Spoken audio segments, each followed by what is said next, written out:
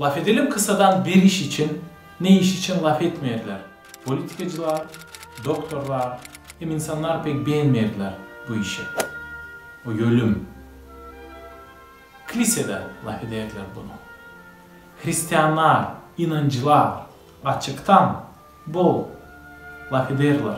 Ölüm için. Zira Allah'ın lafı çok söyler. Ölüm için, dileç yaşamak için, gökler için hem cennet için. Bakınız ne yazar 2. Korintlilere 5. baş 1. hem 2. sıra Apostol Pavl'ın lafları. Biliriz, hani açan bu yerdeki evimiz, bu çadır yıkılacak. Allah'tan bir diveç binamız var. Gökte bir ev, yapılı değil adam elinden. Şimdi biz oflayırız. Çok isteyerek giyinelim gökteki evimize. Bizim bu güdemiz nice bir borde, nice bir çadır. Hangisi tezde yıkılacak. Yıkılacak, yok olacak.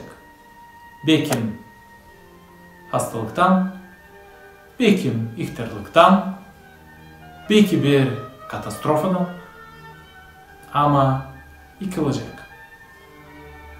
Ne olacak sonra?